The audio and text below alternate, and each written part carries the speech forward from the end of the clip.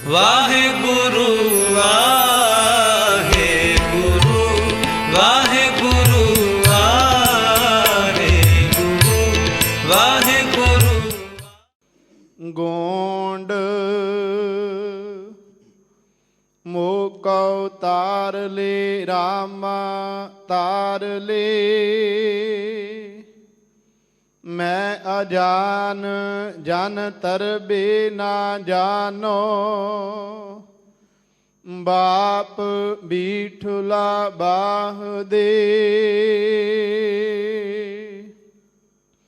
ਮੋਕਉ ਤਾਰ ਲੇ ਰਾਮਾ ਤਾਰ ਲੇ,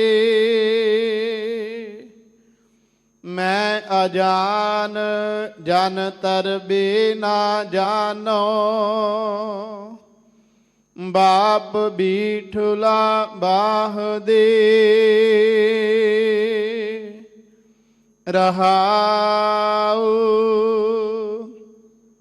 ਨਰ ਤੇ ਸੁਰ ਹੋਏ ਜਾਤ ਨਿਮਖ ਮੈਂ,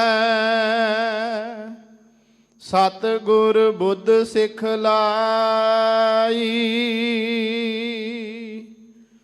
ਨਰ ਤੇ ਉਪਜ ਸੁਰਗ ਕਉ ਜੀਤਿਓ, ਸੋ ਅਵਖਦ ਮੈਂ ਪਾਈ।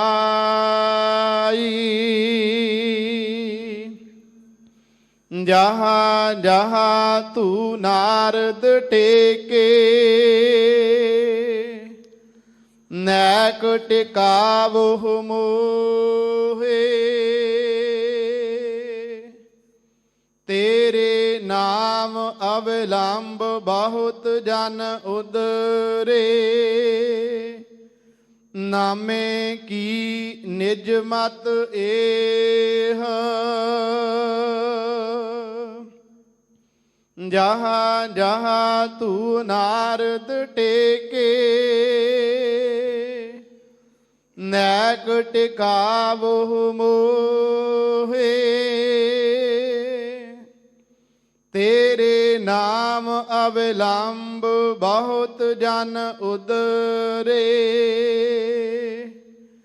ਨਾਮੇ ਕੀ ਨਿਜ ਮਤ ਏਹ। ਵਾਹਿਗੁਰੂ ਜੀ ਕਾ ਖਾਲਸਾ, ਵਾਹਿਗੁਰੂ ਜੀ ਕੀ ਫਤਿਹ। ਪਰਮ ਸਨਮਾਨ ਅਤੇ ਸਤਿਕਾਰਯੋਗ ਸਤਿਗੁਰੂ ਗਰੀਬ ਨਿਵਾਜ਼ ਅੰਤਰਜਾਮੀ ਸੱਚੇ ਪਾਤਸ਼ਾਹ ਜੀ ਦੀ ਸਾਜੀ ਨਵਾਜੀ, ਗੁਰੂ ਸਰੂਪ ਗੁਰੂ ਖਾਲਸਾ ਸਾਧ ਸੰਗਤ ਜੀਓ, ਆਪ ਜੀ ਸਰਬੱਤਰ ਗੁਰਮੁਖ ਮਾਈ ਪਾਈ, ਦੂਰੋਂ ਨੇੜਿਓਂ ਚੱਲ ਕਰਕੇ ਸੋਢੀ ਸੁਲਤਾਨ ਪਿਤਾ ਸ਼੍ਰੀ ਗੁਰੂ ਰਾਮਦਾਸ ਸਾਹਿਬ ਮਹਾਰਾਜ ਜੀ ਦੇ ਪਾਵਨ ਪਵਿੱਤਰ ਅਸਥਾਨ ਸੱਚਖੰਡ ਸ੍ਰੀ ਹਰਿਮੰਦਰ ਸਾਹਿਬ ਜੀ ਦੇ ਦਰਸ਼ਨ ਦੀਦਾਰ ਕਰਨ ਵਾਸਤੇ ਅੰਮ੍ਰਿਤ ਸਰੋਵਰ ਦੇ ਵਿੱਚ ਇਸ਼ਨਾਨ ਕਰਨ ਦੇ ਲਈ ਸ਼ਰਧਾ ਭਾਵਨਾ ਦੇ ਸੰਯੋਗ ਤੇ ਇਕੱਤਰ ਹੋਏ ਹੋ। ਅੰਮ੍ਰਿਤ ਵੇਲੇ ਸੱਚਖੰਡ ਸ੍ਰੀ ਹਰਿਮੰਦਰ ਸਾਹਿਬ ਜੀ ਵਿਖੇ ਜੁਗੋ ਜੁਗ ਅਟਲ ਚਵਰ ਛਤਰ ਤਖਤ ਦੇ ਮਾਲਕ ਸ਼੍ਰੀ ਗੁਰੂ ਗ੍ਰੰਥ ਸਾਹਿਬ ਮਹਾਰਾਜ ਸਾਹਿਬ ਜੀ ਨੇ ਪ੍ਰਕਾਸ਼ਵਾਨ ਹੋ ਕਰਕੇ ਜਿੱਥੇ ਸਾਨੂੰ ਸੁੰਦਰ ਦਰਸ਼ਨ ਦੀਦਾਰ ਬਖਸ਼ਿਸ਼ ਕਰਕੇ ਕਰਤਾਰਥ ਕੀਤਾ ਹੈ, ਉੱਥੇ ਸਮੁੱਚੀ ਕਾਇਨਾਤ ਨੂੰ ਸਾਂਝਾ ਉਪਦੇਸ਼ ਸ੍ਰੀ ਮੁਖ ਵਾਕ ਦੇ ਦੁਆਰਾ ਬਖਸ਼ਿਸ਼ ਕੀਤਾ ਹੈ। ਜੋ ਅੰਮ੍ਰਿਤ ਵੇਲੇ ਸਤਿਗੁਰੂ ਪਾਤਸ਼ਾਹ ਜੀ ਸਾਨੂੰ ਸੱਚਖੰਡ ਸ੍ਰੀ ਹਰਿਮੰਦਰ ਸਾਹਿਬ ਜੀ ਤੋਂ ਪਾਵਨ ਸ੍ਰੀ ਮੁਖ ਵਾਕ ਬਖਸ਼ਿਸ਼ ਕਰਦੇ ਹਨ,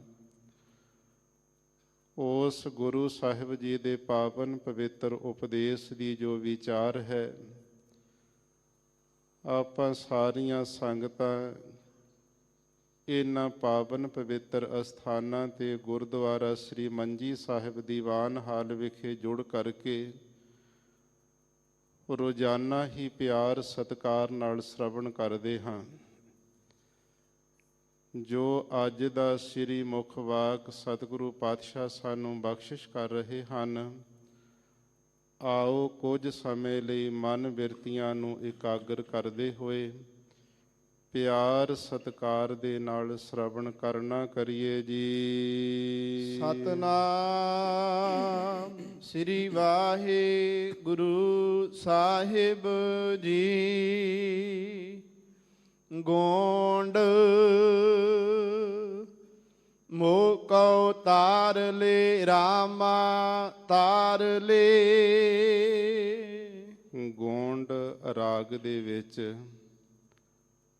ਭਗਤ ਬਾਣੀ ਸਰਲੇਖ ਹੇਠ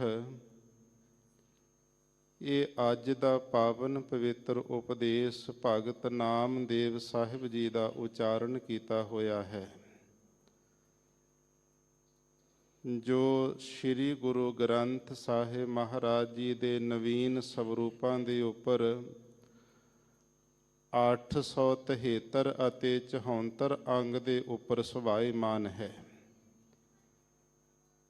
ਭਗਤ ਨਾਮਦੇਵ ਸਾਹਿਬ ਜੀ ਨੇ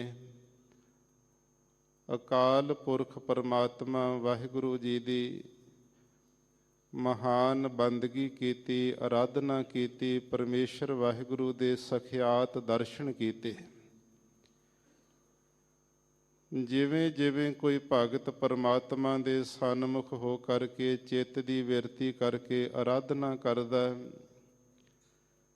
ਤਿਵੇਂ ਤਿਵੇਂ ਸਤਿਗੁਰੂ ਪਾਤਸ਼ਾਹ ਦੀ ਬਖਸ਼ਿਸ਼ ਜਿਹੜੀ ਵਰਤਦੀ ਜਾਂਦੀ ਤੇ ਅਤ ਦਰਜੇ ਦੀ ਨਿਮਰਤਾ ਭਗਤ ਨਾਮਦੇਵ ਸਾਹਿਬ ਜੀ ਦੇ ਅੰਦਰ ਸਾਧ ਸੰਗਤ ਜਾਪਦੀ ਹੈ। ਪਰਮਾਤਮਾ ਵਾਹਿਗੁਰੂ ਜੀ ਦੇ ਸਨਮੁਖ ਕਿਵੇਂ ਗੁਰਸਿੱਖ ਨੇ ਅਰਦਾਸਾਂ ਕਰਨੀਆਂ, ਬੇਨਤੀਆਂ ਦੇ ਵਿੱਚ ਕਿਹੜੇ ਸ਼ਬਦ ਕਹਿਣੇ ਹਨ, ਬੇਨਤੀ ਕਰਨ ਦਾ ਢੰਗ ਇਹ ਪਾਵਨ ਸ਼ਬਦ ਦੇ ਦੁਆਰਾ ਸਾਨੂੰ ਸਿਖਾਉਂਦੇ ਹਨ। ਭਗਤ ਨਾਮਦੇਵ ਸਾਹਿਬ ਦੇ ਪਿਆਰੇ ਬਚਨ ਹਨ, ਮੋਕੋ ਤਾਰ ਲੇ ਰਾਮਾ ਤਾਰ ਲੇ। ਰਾਮਾ ਦਾ ਅਰਥ ਹੈ ਰਾਮ ਰਮੇ ਹੋਏ, ਘਟ ਘਟ ਮੈਂ ਹਰਜੂ ਵਸੈ ਸੰਤਨ ਕਹਿਓ ਪੁਕਾਰ। ਜਿਹੜਾ ਇੱਕ ਮਿੱਟੀ ਦੇ ਕਿਣਕੇ ਕਿਣਕੇ ਦੇ ਅੰਦਰ ਵੀ ਰਮਿਆ ਹੋਇਆ ਮਿਲਿਆ ਹੋਇਆ, ਉਹਨੂੰ ਰਾਮ ਪਰਮੇਸ਼ਰ ਕਿਹਾ ਜਾਂਦਾ ਹੈ। ਹੇ ਅਕਾਲ ਪੁਰਖ ਪਰਮਾਤਮਾ ਵਾਹਿਗੁਰੂ ਜੀ, ਮੋਕਉ ਤਾਰ ਲੇ। ਮੋਕਉ ਦਾ ਅਰਥ ਹੈ ਮੇਰੇ ਤਾਈਂ ਮੈਨੂੰ ਦਾਸ ਨੂੰ ਸੰਸਾਰ ਸਮੁੰਦਰ ਦੇ ਅੰਦਰ ਡੁੱਬਦੇ ਜਾਂਦੇ ਨੂੰ ਤਾਰ ਲਓ। ਪਰਲੇ ਕਿਨਾਰਾ ਜਿਹੜਾ ਮੁਕਤੀ ਹੈ, ਉਰਲਾ ਕਿਨਾਰਾ ਸੰਸਾਰ ਹੈ, ਇਹਦੇ ਵਿਚਾਲੇ ਸਾਡਾ ਜੀਵਨ ਪਿਆ ਹੈ। ਜੀਵਨ ਦੀ ਜਿਹੜੀ ਬੇੜੀ ਡੁੱਬਦੀ ਜਾਂਦੀ ਸੰਸਾਰ ਦੇ ਪਦਾਰਥਾਂ ਰੂਪ ਪਾਣੀ ਦੇ ਅੰਦਰ, ਵਿਕਾਰਾਂ ਦੀਆਂ, ਮੋਹ ਮਮਤਾ ਦੀਆਂ, ਮਾਇਆ ਦੀਆਂ ਲਹਿਰਾਂ ਉੱਠਦੀਆਂ, ਛੱਲਾਂ ਵਗਦੀਆਂ ਨੇ, ਤਰਨਾ ਬਹੁਤ ਔਖਾ ਹੈ। ਹੇ ਰਾਮਾ ਰਮੇ ਹੋਏ ਅਕਾਲ ਪੁਰਖ ਪਰਮਾਤਮਾ ਵਾਹਿਗੁਰੂ, ਮੈਨੂੰ ਸੰਸਾਰ ਸਮੁੰਦਰ ਤੋਂ ਪਾਰ ਕਰ ਲਓ, ਸੰਸਾਰ ਸਮੁੰਦਰ ਤੋਂ ਮੈਨੂੰ ਤਾਰ ਲੈਣਾ ਕਰੋ। ਮੈਂ ਅਜਾਨ ਜਨ ਤਰਬੇ ਨਾ ਜਾਨੋ। ਹੇ ਅਕਾਲ ਪੁਰਖ ਵਾਹਿਗੁਰੂ ਰਾਮ ਰਮੇ ਹੋਏ ਪਰਮੇਸ਼ਰ ਵਾਹਿਗੁਰੂ ਜੀ, ਮੈਂ ਅਜਾਨ। ਅਜਾਨ ਦਾ ਅਰਥ ਹੈ ਬੇਸਮਝ, ਅਗਿਆਨ। ਜਿਹੜਾ ਮੇਰੇ ਅੰਦਰ ਬੇਸਮਝੀ ਹੈ, ਅਗਿਆਨੀ ਹੈ, ਇਸ ਲਈ ਮੈਨੂੰ ਆਪ ਜੀ ਕਿਰਪਾ ਕਰਕੇ ਐਸੀ ਰਹਿਮਤ ਕਰੋ, ਮੈਨੂੰ ਪਾਰ ਕਰ ਦਿਓ, ਮੈਂ ਤਰਵੇ ਨਾ ਜਾਨੋ। ਤੇ ਮੈਂ ਜਿਹੜਾ ਜੀਵ ਹਾਂ, ਅਣਜਾਣ ਹੋਣ ਕਰਕੇ, ਬੇਸਮਝ ਹੋਣ ਕਰਕੇ ਸੰਸਾਰ ਸਮੁੰਦਰ ਤੋਂ ਤਰਨਾ ਨਹੀਂ ਜਾਣਦਾ ਹਾਂ। ਪਤਾ ਨਹੀਂ ਹੈ ਵੀ ਕਿਵੇਂ ਸੰਸਾਰ ਤੋਂ ਮੁਕਤ ਹੋਇਆ ਜਾ ਸਕਦਾ, ਜੀਵਨ ਦੀ ਸਫਲਤਾ ਕਿਵੇਂ ਹੋ ਸਕਦੀ ਹੈ। ਇਹ ਮਹਾਰਾਜ ਇੰਨੀ ਮੈਨੂੰ ਸੋਝੀ ਨਹੀਂ ਹੈ। ਅਜਾਨ ਮੈਂ ਬੇਸਮਝ ਹਾਂ, ਅਗਿਆਨੀ ਹਾਂ। ਬਾਪ ਬੀਠਲਾ ਬਾਹ ਦੇ। ਜੇਕਰ ਕੋਈ ਬਾਲਕ, ਕੋਈ ਬੱਚਾ, ਕੋਈ ਨੌਜਵਾਨ ਕਿਸੇ ਪਾਣੀ ਅੰਦਰ ਜਲ ਦੇ ਵਿੱਚ ਡੁੱਬਦਾ ਜਾਂਦਾ ਹੋਵੇ ਤੇ ਫਿਰ ਉਹਦਾ ਕੋਈ ਉੱਥੇ ਜ਼ੋਰ ਨਹੀਂ ਚੱਲਦਾ ਹੈ। ਕੋਈ ਸਿਆਣਾ ਬੰਦਾ ਆ ਜਾਵੇ, ਆਪਣੀ ਬਾਂਹ ਉਹਨੂੰ ਪਕੜਾ ਦੇਵੇ ਤੇ ਫਿਰ ਬਾਂਹ ਦਾ ਸਹਾਰਾ ਲੈ ਕੇ ਡੁੱਬਦਾ ਮਨੁੱਖ ਕਿਨਾਰੇ ਤੱਕ ਆ ਕਰਕੇ ਪਾਣੀ ਵਿੱਚੋਂ ਬਚ ਜਾਂਦਾ, ਡੁੱਬਣ ਤੋਂ ਜੀਵਨ ਉਹਦਾ ਬਚ ਜਾਂਦਾ ਹੈ। ਸੰਸਾਰ ਸਮੁੰਦਰ ਵਿੱਚ ਪਦਾਰਥਾਂ ਦਾ ਜਲ, ਵਿਕਾਰਾਂ ਦੀਆਂ ਮੋਹ ਮਮਤਾ, ਮਾਇਆ ਦੀਆਂ ਲਹਿਰਾਂ ਵਿੱਚ ਮੈਂ ਰੁੜਦਾ ਜਾ ਰਿਹਾ ਹਾਂ। ਹੇ ਮੇਰੇ ਬਾਪ ਪਿਤਾ ਪਰਮੇਸ਼ਰ, ਬੀਠਲਾ ਦਾ ਅਰਥ ਵੀ ਪਰਮਾਤਮਾ ਹੈ, ਕਿਉਂਕਿ ਦੱਖਣ ਦੇ ਇਲਾਕੇ ਵੱਲ ਸਾਧ ਸੰਗਤ ਬੀਠਲ ਇੱਟ ਨੂੰ ਕਹਿੰਦੇ ਨੇ। ਜਦੋਂ ਨਾਮਦੇਵ ਸਾਹਿਬ ਜੀ ਨੂੰ ਪਰਮਾਤਮਾ ਵਾਹਿਗੁਰੂ ਜੀ ਦੇ ਦਰਸ਼ਨ ਦੀਦਾਰ ਹੋਏ ਤਾਂ ਉਸ ਵੇਲੇ ਬਿਠਾਉਣ ਵਾਸਤੇ ਪਰਮਾਤਮਾ ਨੂੰ ਇੱਟੀ ਭੇਟਾ ਕਰ ਦਿੱਤੀ ਸੀ। ਜਿਵੇਂ ਕੋਈ ਪੀੜ੍ਹੀ ਹੈ, ਮੰਜਾ ਪਲੰਘ ਦੇ ਉੱਤੇ ਕਿਸੇ ਨੂੰ ਬਿਠਾ ਲਈਦਾ ਸਤਿਕਾਰ ਵਜੋਂ ਉੱਚੀ ਜਗ੍ਹਾ ਤੇ, ਭਗਤ ਜੀ ਨੇ ਬੀਠਲ ਇੱਟ ਦੇ ਉੱਤੇ ਪਰਮਾਤਮਾ ਨੂੰ ਬਿਠਾਇਆ ਸੀ। ਪਰਮਾਤਮਾ ਵਾਹਿਗੁਰੂ ਜੀ ਦਾ ਹੀ ਐਸਾ ਨਾਮ ਜਿਹੜਾ ਬੀਠਲ ਹੈ। ਹੇ ਮੇਰੇ ਬੀਠਲ ਪਿਤਾ ਅਕਾਲ ਪੁਰਖ ਪਰਮਾਤਮਾ ਜੀ, ਮੈਨੂੰ ਡੁੱਬਦੇ ਜਾਂਦੇ ਨੂੰ ਆਪਣੀ ਬਾਂਹ ਦੇ ਦਿਓ, ਹੱਥ ਪਕੜਾ ਦਿਓ। ਬਾਂਹ ਕਿਹੜੀ ਹੈ? ਪਰਮਾਤਮਾ ਦੀ ਭਗਤੀ ਰੂਪੀ ਬਾਂਹ ਹੈ। ਤੇ ਜਿਸ ਨੂੰ ਭਗਤੀ ਦੇ ਦਿੰਦਾ ਉਹ ਮਾਇਆ ਦੀਆਂ ਲਹਿਰਾਂ ਤੋਂ ਬਚ ਕੇ ਪਰਮਾਤਮਾ ਵਿੱਚ ਅਭੇਦਤਾ ਪਾ ਲੈਂਦਾ ਹੈ। ਹੇ ਅਕਾਲ ਪੁਰਖ ਪਰਮਾਤਮਾ ਜੀ, ਮੈਨੂੰ ਅਜਾਣ ਬੇਸਮਝ ਨੂੰ ਆਪਣੀ ਐਸੀ ਭਗਤੀ ਰੂਪੀ ਜਿਹੜੀ ਬਾਂਹ ਦੇ ਕੇ ਸੰਸਾਰ ਸਮੁੰਦਰ ਦੇ ਵਿੱਚੋਂ ਕੱਢ ਲੈਣਾ ਕਰੋ। ਰਹਾਉ। ਵਿਸਰਾਮ ਦੇ ਕਰਕੇ ਭਗਤ ਨਾਮਦੇਵ ਸਾਹਿਬ ਜੀ ਫਰਮਾਉਂਦੇ ਹਨ, ਨਰ ਤੇ ਸੁਰ ਹੋਏ ਜਾਤ ਨਿਮਖ ਮੈਂ। ਨਰ ਜਿਹੜਾ ਇਹ ਮਨੁੱਖ ਹੈ, ਇਹ ਤਾਂ ਸੁਰ ਦੇਵ ਪਦਵੀ ਨੂੰ ਇੱਕ ਨਿਮਖ ਦੇ ਵਿੱਚ ਹੀ ਪ੍ਰਾਪਤ ਕਰ ਸਕਦਾ ਹੈ। ਕਿਉਂਕਿ ਜਿਹੜੇ ਦੇਵਤਿਆਂ ਦੇ ਪਾਸ ਜਿਹੜੇ ਪੁੰਨ ਹੁੰਦੇ ਇਕੱਲੇ, ਤੇ ਇਸ ਲਈ ਦੈਂਤਾਂ ਦੇ ਪਾਸ ਜਿਹੜੇ ਪਾਪ ਨੇ, ਤੇ ਮਨੁੱਖ ਦੇ ਕੋਲ ਪਾਪ ਤੇ ਪੁੰਨ ਸਮਾਨ ਰੂਪ ਦੇ ਵਿੱਚ ਹੁੰਦੇ ਨੇ। ਜੇ ਕਿਤੇ ਦੇਵ ਪੁੰਨੀ ਬਣਨਾ ਚਾਹੇ ਜੀਵ ਮਨੁੱਖ, ਇੱਕ ਖਿਨ ਵਿੱਚ ਹੀ, ਨਿਮਖ ਦੇ ਵਿੱਚ ਹੀ ਬਣ ਸਕਦਾ ਹੈ। ਸਤਿਗੁਰ ਬੁੱਧ ਸਿਖਲਾਈ। ਮਨੁੱਖ ਤੋਂ ਦੇਵ ਜਿਹੜਾ ਪਵਿੱਤਰ ਹੋ ਜਾਣਾ ਤੇ ਸਾਧ ਸੰਗ ਤੇ ਕਿਵੇਂ ਹੋ ਸਕਦਾ? ਸਤਿਗੁਰ ਬੁੱਧ ਸਿਖਲਾਈ। ਜਿਹਨੂੰ ਸਤ ਨਾਸ ਤੋਂ ਰਹਿਤ ਗੁਰ ਚੇਤਨ ਸਰੂਪ ਪੂਰਨ ਸਤਿਗੁਰੂ ਮਿਲ ਜਾਵੇ ਤੇ ਸਤਿਗੁਰੂ ਉਸ ਜੀਵ ਨੂੰ ਆਤਮ ਵਿਸ਼ੈਣੀ ਬੁੱਧੀ ਦੀ ਸਿਖਲਾਈ ਸਿੱਖਿਆ ਦੇ ਦੇਣ। ਆਤਮ ਵਿਸ਼ੈਣੀ ਤੇ ਵਿਸ਼ੇ ਵਿਸ਼ੈਣੀ ਦੋ ਤਰ੍ਹਾਂ ਦੀ ਸਾਡੀ ਬੁੱਧੀ ਹੈ। ਆਤਮ ਵਿਸ਼ੈਣੀ ਜਿਹੜੀ ਸਾਧ ਸੰਗਤ ਜੀ ਵਿਕਾਰਾਂ ਨੂੰ, ਔਗਣਾਂ ਨੂੰ, ਸ਼ੈਣੀ ਦੀ ਨਿਆਈ ਕੱਟ ਕੇ ਆਤਮਾ ਸਰੂਪ ਨੂੰ ਗ੍ਰਹਿਣ ਕਰ ਲੈਣਾ। ਪਰਮਾਤਮਾ ਦਾ ਜਿਹੜਾ ਸਰੂਪ ਹੈ ਉਹਨੂੰ ਗ੍ਰਹਿਣ ਕਰਨ ਵਾਲੀ ਬੁੱਧੀ ਨੂੰ ਆਤਮ ਵਿਸ਼ੈਣੀ ਬੁੱਧੀ ਕਿਹਾ ਜਾਂਦਾ। ਜਿਨ੍ਹਾਂ ਨੂੰ ਸਤਿਗੁਰੂ ਐਸੀ ਆਤਮ ਵਿਸ਼ੈਣੀ ਮਤ ਬੁੱਧ ਦੀ ਸਿਖਲਾਈ ਸਿੱਖਿਆ ਦੇ ਦਿੰਦੇ ਨੇ, ਉਹ ਤਾਂ ਫਿਰ ਗੁਰੂ ਦੀ ਕਿਰਪਾ ਨਾਲ ਇੱਕ ਨਿਮਖ ਦੇ ਵਿੱਚ ਬਹੁਤ ਥੋੜ੍ਹੇ ਸਮੇਂ ਦੇ ਵਿੱਚ ਹੀ ਅਕਾਲ ਪੁਰਖ ਪਰਮਾਤਮਾ ਵਾਹਿਗੁਰੂ ਜੀ ਦੀ ਕਿਰਪਾ ਨਾਲ ਮਨੁੱਖ ਤੋਂ ਸੁਰ ਦੇਵ ਪਵਿੱਤਰ ਮਨਾਂ ਵਾਲੇ ਹੋ ਜਾਂਦੇ ਹਨ। ਨਰ ਤੇ ਉਪਜ ਸੁਰਗ ਕਉ ਜੀਤਿਓ। ਫਿਰ ਉਹਨਾਂ ਦੀ ਅਵਸਥਾ ਕੀ ਬਣ ਜਾਂਦੀ ਹੈ? ਭਾਵ ਕਿ ਉਹ ਨਰ ਮਨੁੱਖਾ ਸਰੀਰ ਦੇ ਅੰਦਰ ਹੀ ਉਪਜ ਪੈਦਾ ਹੁੰਦੇ ਨੇ। ਸਰੀਰ ਉਹਨਾਂ ਦਾ ਮਨੁੱਖਾਂ ਵਾਲਾ ਹੀ ਦਿਸਣ ਦੇ ਵਿੱਚ ਆਉਂਦਾ ਹੈ। ਅੰਦਰਲੀ ਅਵਸਥਾ ਕੀ? ਸੁਰਗ ਕੋ ਜੀਤਿਓ। ਉਹ ਸਵਰਗ ਨੂੰ ਵੀ ਜਿੱਤ ਲੈਂਦੇ ਨੇ। ਜਿੱਤਣਾ ਕੀ ਹੈ? ਸਵਰਗ ਨੂੰ ਵੀ ਨਿਕੰਮਾ ਜਾਣ ਕਰਕੇ ਤਿਆਗ ਦੇਣਾ। ਕਬੀਰ ਕਿਆ ਨਰਕ ਕਿਆ ਸੁਰਗ ਵਿਚਾਰਾ, ਸੰਤਨ ਦੋ ਇਰਾਦੇ। ਨਾ ਨਰਕਾਂ ਦੀ ਨਾ ਸਵਰਗਾਂ ਦੀ ਇੱਛਾ ਰਹਿ ਜਾਂਦੀ। ਇਹਨਾਂ ਕੋ ਤਿਆਗ ਉਹਨਾਂ ਵਿੱਚ ਆ ਜਾਂਦਾ ਗੁਰੂ ਦੀ ਕਿਰਪਾ ਨਾਲ ਕਿ ਮਾਤ ਲੋਕ ਤੋਂ ਲੈ ਕੇ ਬ੍ਰਹਮ ਲੋਕ ਤੱਕ ਜਿੰਨੇ ਪਦਾਰਥ ਨੇ ਤਿੰਨਾਂ ਲੋਕਾਂ ਦੇ, ਇਹ ਕਾਂ ਦੀ ਬਿਸ਼ਟਾ ਦੇ ਸਮਾਨ ਨਕੰਮੇ ਜਾਣ ਕਰਕੇ ਤਿਆਗ ਦਿੰਦੇ, ਇੰਨੀ ਗਲਾਨੀ ਮਨ ਵਿੱਚ ਆ ਜਾਂਦੀ ਹੈ। ਇਹ ਕਿਵੇਂ ਹੁੰਦਾ? ਇਹ ਸਤਿਗੁਰੂ ਦੀ ਕਿਰਪਾ ਦੇ ਨਾਲ। ਮਨੁੱਖਾ ਸਰੀਰ ਦੇ ਅੰਦਰ ਉਪਜੇ ਜਿਹੜੇ ਪੈਦਾ ਹੋਇਆ ਇਹ ਮਨੁੱਖ ਹੈ, ਏਡੀ ਕਿਰਪਾ ਦਾ ਪਾਤਰ ਬਣ ਜਾਂਦਾ ਕਿ ਸੁਰਗ ਨੂੰ ਵੀ ਜੀਤਿਓ ਜਿੱਤ ਲੈਂਦਾ ਹੈ। ਇੰਨਾ ਤਿਆਗ ਉਹਦੇ ਮਨ ਵਿੱਚ ਆ ਜਾਂਦਾ, ਪਦਾਰਥਾਂ ਨੂੰ ਤਿਆਗ ਦਿੰਦਾ ਹੈ। ਸੋ ਅਵਖਦ ਮੈਂ ਪਾਈ, ਐਸੀ ਜਿਹੜੀ ਅਵਖਦ ਨਾਮ ਰੂਪੀ ਐਸੀ ਦਵਾਈ ਹੈ, ਔਖਦੀ ਹੈ, ਭਗਤੀ ਰੂਪੀ ਔਖਦੀ, ਇਹ ਅਸਾਂ ਨੇ ਨਾਮਦੇਵ ਸਾਹਿਬ ਜੀ ਕਹਿੰਦੇ ਗੁਰੂ ਦੀ ਕਿਰਪਾ ਨਾਲ ਪਾ ਲਈ ਹੈ। ਹੁਣ ਸਾਨੂੰ ਵੀ ਇੱਛਾ ਨਹੀਂ ਕਿਸੇ ਪਦਾਰਥਾਂ ਦੀ, ਕੋਈ ਪਦਵੀ ਦੀ ਇੱਛਾ ਨਹੀਂ ਹੈ, ਕਿਉਂਕਿ ਨਾਮ ਦੇ ਸਦਕਾ, ਭਗਤੀ ਦੇ ਸਦਕਾ ਸਾਰੀਆਂ ਇਛਾਵਾਂ ਪਿਛਲੀਆਂ ਆਪ ਹੀ ਪਰਮਾਤਮਾ ਪੂਰੀਆਂ ਕਰ ਦਿੰਦਾ ਸੇਵਕ ਦੀਆਂ, ਤੇ ਅੱਗੇ ਵਾਸਤੇ ਉਹਦੇ ਮਨ ਵਿੱਚ ਕੋਈ ਕਾਮਨਾ ਇੱਛਾ ਪੈਦਾ ਹੀ ਨਹੀਂ ਹੋਣ ਦਿੰਦਾ। ਜੇ ਇੱਛਾ ਰਹੇਗੀ ਤੇ ਫਿਰ ਉਹਦੇ ਅਧੀਨ ਉਹਦਾ ਜੰਮਣਾ ਤੇ ਮਰਨਾ, ਫਿਰ ਜਨਮ ਤਿਆਰ ਹੋ ਜਾਣਾ। ਪਰਮਾਤਮਾ ਦੇ ਪਿਆਰਿਆਂ ਦੀਆਂ ਤਮਾਮ ਜਿਹੜੀਆਂ ਇਛਾਵਾਂ ਪਰਮਾਤਮਾ ਵਾਹਿਗੁਰੂ ਉਹਨੂੰ ਮੇਟ ਦਿੰਦਾ, ਖਤਮ ਕਰ ਦਿੰਦਾ ਹੈ।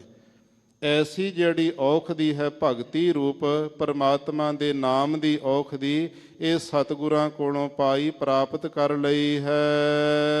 ਜਹਾਂ ਜਹਾਂ ਤੂੰ ਨਾਰਦ ਟੇਕੇ, ਹੇ ਅਕਾਲ ਪੁਰਖ ਪਰਮਾਤਮਾ ਜੀ, ਜਿੱਥੇ ਜਿੱਥੇ ਤੁਸੀਂ ਉਹਨਾਂ ਭਗਤਾਂ ਨੂੰ, ਧਰੂੰ ਜੀ ਵਰਗਿਆਂ ਨੂੰ ਟੇਕਾ ਟਿਕਾਉਣਾ ਕੀਤਾ, ਜਿੱਥੇ ਨਾਰਦ ਮੁਨੀ ਜੀ ਵਰਗਿਆਂ ਨੂੰ ਤੁਸਾਂ ਨੇ ਚਿੱਤ ਦੀ ਬਿਰਤੀ ਕਰਕੇ ਨਾਮ ਦੇ ਵਿੱਚ ਟਿਕਾ ਦਿੱਤਾ।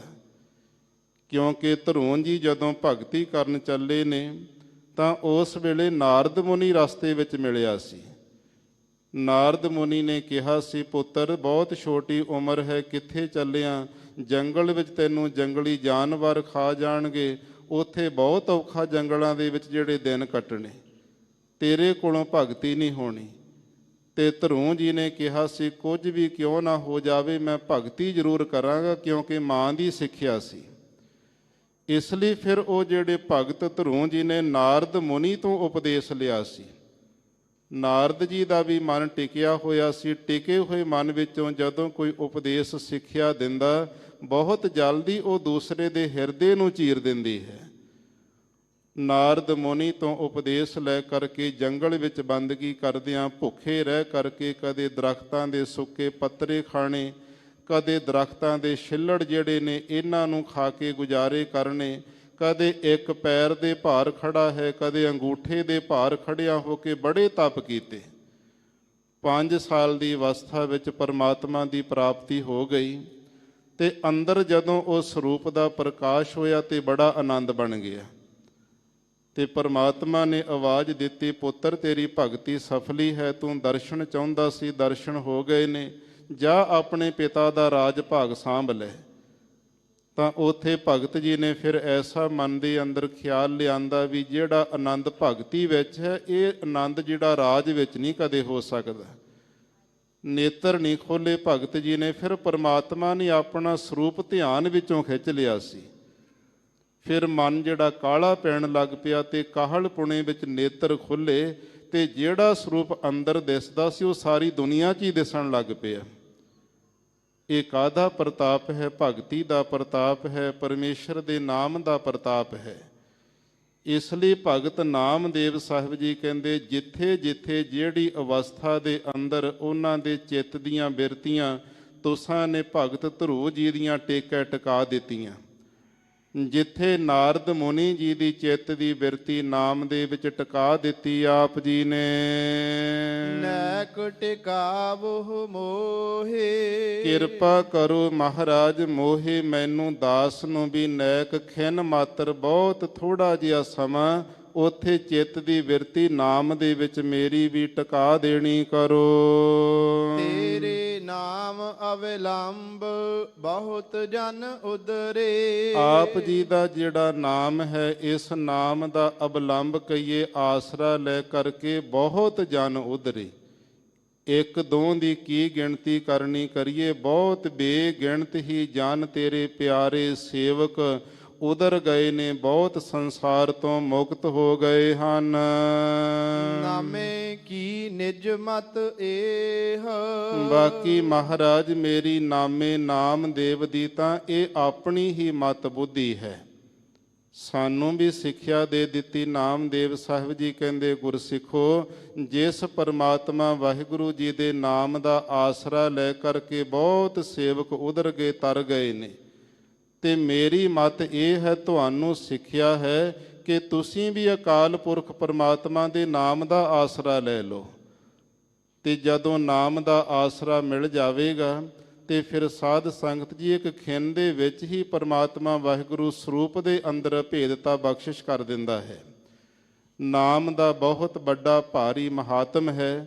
ਜਿਨ੍ਹਾਂ ਨੇ ਨਾਮ ਜਪਿਆ, ਸਾਧ ਸੰਗਤ, ਕਿਹੜੀ ਅਵਸਥਾ ਜਿਹੜੀ ਉਹਨਾਂ ਨੂੰ ਪ੍ਰਾਪਤ ਨਹੀਂ ਹੋਈ ਹੈ।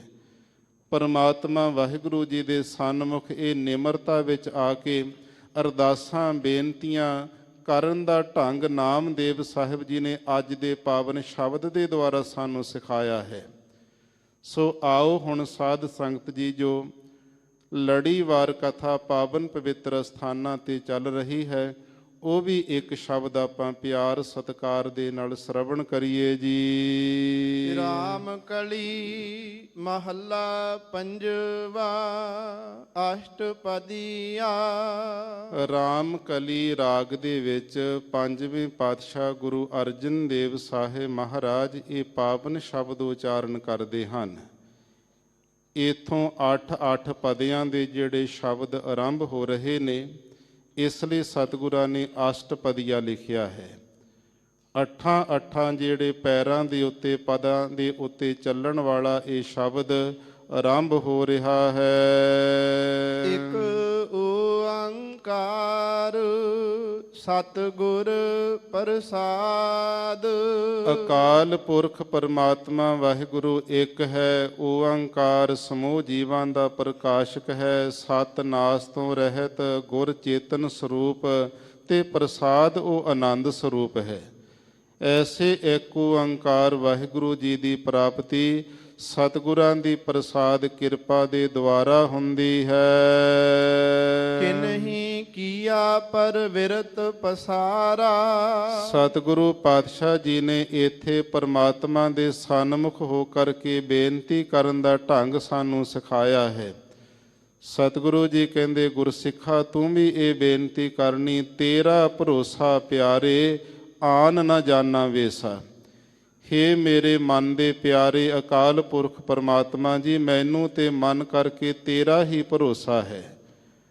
ਆਪ ਜੀ ਦੀ ਟੇਕ ਹੈ, ਤੇਰਾ ਹੀ ਆਸਰਾ ਹੈ। ਮੈਨੂੰ ਮਨ ਬਾਣੀ ਸਰੀਰ ਕਰਕੇ ਆਨ ਨਾ ਜਾਣਾ ਵੇਸਾ। ਆਪ ਜੀ ਨੂੰ ਛੱਡ ਕੇ ਹੋਰ ਅਨੇਕਾਂ ਤਰ੍ਹਾਂ ਦੇ ਵੇਸ ਜਿਹੜੇ ਲਿਵਾਸ ਨੇ ਪਖੰਡ ਵਿੱਚ ਆ ਕੇ, ਉਹ ਕਰਨੇ ਮੈਂ ਨਹੀਂ ਜਾਣਦਾ ਹਾਂ।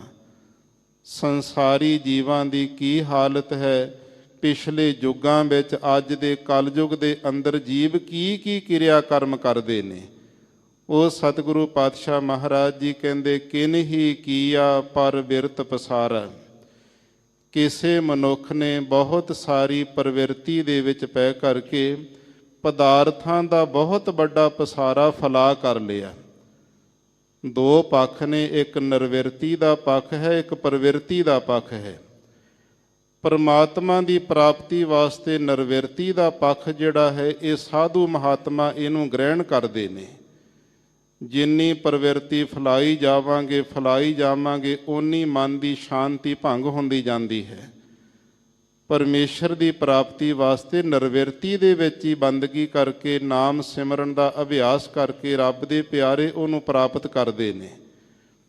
ਤੇ ਦੁਨੀਆ ਦੀ ਸਾਡੀ ਕੀ ਹਾਲਤ ਹੈ, ਸਤਿਗੁਰੂ ਕਹਿੰਦੇ, ਕਿਸੇ ਬੰਦੇ ਨੇ ਬਹੁਤ ਵੱਡਾ ਆਪਣਾ ਪ੍ਰਵਿਰਤੀ ਦੇ ਵਿੱਚ ਪੈ ਕਰਕੇ ਪਦਾਰਥਾਂ ਦਾ ਪਸਾਰਾ ਕਹੀਏ ਫੈਲਾ ਕਰ ਲਿਆ। ਬਹੁਤ ਜ਼ਿਆਦਾ ਪਦਾਰਥ ਉਹਨੇ ਦੂਰ ਦੂਰ ਤੱਕ ਆਪਣੇ ਖਿਲਾਰ ਦਿੱਤੇ ਹਨ। ਕਿਨਹੀ ਕੀਆ ਪੂਜਾ ਬਿਸਥਾਰਾ। ਕਿਸੇ ਮਨੁੱਖ ਨੇ ਜਿਹੜੀ ਪੂਜਾ ਹੈ ਤੇ ਪੂਜਾ ਦੀਆਂ ਸਮੱਗਰੀਆਂ ਦਾ ਵਿਸਥਾਰ ਫੈਲਾ ਕੀਤਾ ਪਿਆ। ਕੋਈ ਹਵਨ ਦੇ ਵਿੱਚ ਲੱਗਿਆ ਹੋਇਆ, ਕੋਈ ਜੱਗ ਦੇ ਵਿੱਚ ਹੈ, ਕੋਈ ਪੂਜਾ ਦੇ ਅੰਦਰ ਲੱਗਿਆ ਪਿਆ। ਪੂਜਾ ਵੀ ਅਨੇਕਾਂ ਤਰ੍ਹਾਂ ਦੀ ਹੈ। ਜਿਹੜੀਆਂ ਐਸੇ ਪਦਾਰਥ ਨੇ ਪੂਜਾ ਦੇ ਵਾਸਤੇ ਚਾਹੀਦੇ, ਉਹਦਾ ਹੀ ਵਿਸਥਾਰਾ ਕਹੀਏ ਫਲਾ ਕਰਨ ਵਿੱਚ ਜੀਵ ਲੱਗ ਗਿਆ ਹੈ। ਕਿ ਨਹੀਂ ਨਿਵਲ ਭੁਯੰਗਮ ਸਾਦੇ। ਕਿਸੇ ਮਨੁੱਖ ਨੇ ਆਪਣਾ ਨਿਵਲ ਕਹੀਏ ਜਿਹੜਾ ਨੇਤੀ ਤੇ ਧੋਤੀ ਦਾ ਇਹ ਕਰਮ ਹੈ ਇਹ ਕਰਨ ਲੱਗ ਪਿਆ। ਨੇਤੀ ਹੁੰਦੀ ਹੈ ਜਿਹੜਾ ਕੋਈ ਸੂਤ ਦਾ ਇੱਕ ਤਾਗਾ ਲੈ ਕੇ ਨੱਕ ਦੇ ਰਾਹੀਂ ਸਵਾਸਾਂ ਨਾਲ ਅੰਦਰ ਖਿੱਚ ਲੈਣਾ ਤੇ ਦੂਸਰੇ ਪਾਸਿਓਂ ਉਹਨੂੰ ਗਲੇ ਕੰਠ ਦੇ ਰਾਹੀਂ ਮੂੰਹ ਦੇ ਵਿੱਚੋਂ ਬਾਹਰ ਕੱਢ ਦੇਣਾ। ਫਿਰ ਮਧਾਣੀ ਦੇ ਨੇਤਰੇ ਵਾਂਗ ਦੋਹੇ ਸਿਰਿਆਂ ਨੂੰ ਪਕੜ ਕਰਕੇ ਤੇ ਆਪਣੇ ਨੱਕ ਤੇ ਕੰਠ ਦੀ ਜਿਹੜੀ ਸਫਾਈ ਕਰਦੇ ਨੇ ਜੋਗੀ ਲੋਕ ਇਹ ਨੇਤੀ ਕਰਮ ਕਰਦੇ ਨੇ। ਇਸ ਲਈ ਜਿਹੜਾ ਧੋਤੀ ਹੈ ਇਹ 5-10 ਐਸੇ ਗਿੱਠਾਂ ਜਾਂ ਹੱਥਾਂ ਦਾ ਕੋਈ 2-4 ਉਂਗਲ ਚੌੜਾ ਬਸਤਰ ਲੈ ਕੇ ਗਿੱਲਾ ਕਰ ਲੈਣਾ। ਹੌਲੀ ਹੌਲੀ ਜਵਾਨ ਦੇ ਨਾਲ ਚਿੱਥ ਕੇ ਪਾਣੀ ਪੀ ਕੇ ਉਹਨੂੰ ਸਾਰੇ ਨੂੰ ਪੇਟ ਵਿੱਚ ਲੈ ਜਾਣਾ ਤੇ ਕੁਝ ਸਮਾਂ ਅੰਦਰ ਰੱਖਣਾ ਤੇ ਫਿਰ ਉਹਨੂੰ ਆਪਣੇ ਮੁਖ ਦੇ ਰਾਹੀਂ ਬਾਹਰ ਕੱਢਣਾ। ਇਹਦੇ ਨਾਲ ਆਂਤੜੀਆਂ ਦੀ ਸਫਾਈ ਜੋਗੀ ਕਰਦੇ ਨੇ, ਇਹਨੂੰ ਧੋਤੀ ਕਹਿੰਦੇ ਨੇ। ਨਿਵਲ ਦੇ ਅੰਦਰ ਦੋਵੇਂ ਸਾਧਨ ਆ ਜਾਂਦੇ, ਨੇਤੀ ਤੇ ਧੋਤੀ। ਗੁਰੂ ਅਰਜਨ ਦੇਵ ਸਾਹਿਬ ਕਹਿੰਦੇ ਕਿਨਹੀ ਨਿਵਲ ਭੁਯੰਗਮ ਸਾਧੇ। ਕਿਸੇ ਨੇ ਤਾਂ ਭਾਈ ਨੇਤੀ ਤੇ ਧੋਤੀ ਜਿਹੜੇ ਇਹ ਕਰਮ ਕਰਨੇ ਸ਼ੁਰੂ ਕਰ ਦਿੱਤੇ ਵੀ ਪਰਮਾਤਮਾ ਇਸ ਤਰ੍ਹਾਂ ਮਿਲ ਜਾਵੇਗਾ। ਕਿਸੇ ਨੇ ਆਪਣੀ ਭੁਜੰਗਮਾ ਜਿਹੜੀ ਨਾੜੀ ਹੈ ਇਹਨੂੰ ਸਾਧੇ ਸਿੱਧੀ ਕਰਨ ਵਿੱਚ ਲੱਗ ਗਏ। ਸਾਡਾ ਜਿਹੜਾ ਮੂਲ ਦੁਆਰਾ ਹੈ ਇੱਥੋਂ ਲੈ ਕੇ 10ਵੇਂ ਦੁਆਰ ਦੇ ਤੱਕ ਰੀੜ੍ਹ ਦੀ ਹੱਡੀ ਦੇ ਨਾਲ ਇਹ ਭੁਜੰਗਮਾ ਨਾੜੀ ਜਾਂਦੀ ਹੈ। ਇਹਦੇ ਵਿੱਚ 6 ਚੱਕਰ ਨੇ, ਜਿਵੇਂ ਕਿਸੇ ਪਾਈਪ ਨੂੰ 6 ਜਗ੍ਹਾ ਤੇ ਗੰਢਾਂ ਮਾਰ ਦਈਏ, ਫਿਰ ਉਹਦੇ ਵਿੱਚ ਹਵਾ ਭਰੀਏ ਤੇ ਹੌਲੀ ਹੌਲੀ ਗੰਢ ਖੁੱਲ੍ਹਦੀ ਜਾਵੇ। ਜੋਗੀ ਲੋਕ ਆਪਣੇ ਜਿਹੜੇ ਸਵਾਸਾਂ ਦੇ ਬਲ ਨਾਲ 6 ਚੱਕਰਾਂ ਨੂੰ ਬਿੰਨਦੇ ਨੇ। ਮੂਲ ਦੁਆਰੇ ਤੋਂ ਲੈ ਕੇ 10ਵੇਂ ਦੁਆਰ ਤੱਕ ਉਹ ਸਵਾਸ ਚੜਾ ਕੇ ਲੈ ਜਾਂਦੇ ਨੇ। ਇਹਨੂੰ ਭੁਜੰਗਮਾ ਸਾਧ ਸੰਗਤ ਨਾੜੀ ਜਿਹੜੀ ਹੈ ਉਹ ਕਿਹਾ ਹੈ। ਕਿਨਹੀ ਨਿਵਲ ਭੁਜੰਗਮ ਸਾਧੇ। ਕਿਸੇ ਨੇ ਨਿਵਲ ਨੇਤੀ ਤੇ ਧੋਤੀ ਇਹ ਸਾਧਨਾ ਕੀਤੀ। ਕਿਸੇ ਨੇ ਭੁਜੰਗਮਾ ਨਾੜੀ ਦੇ ਜਿਹੜੇ ਚੱਕਰਾਂ ਨੂੰ ਬਿੰਨ ਕੇ ਉਹਨੂੰ ਸਿੱਧਿਆਂ ਕਰਕੇ ਯੋਗ ਸਾਧਨਾ ਦੇ ਬਲ ਨਾਲ 10ਵੇਂ ਦੁਆਰ ਦੇ ਵਿੱਚ ਸਵਾਸ ਚੜਾ ਲਏ ਹਨ। ਕਿਸੇ ਮਨੁੱਖ ਨੇ ਇਹ ਸਾਧੇ ਸਾਧਨਾ ਕੀਤੀ ਹੈ।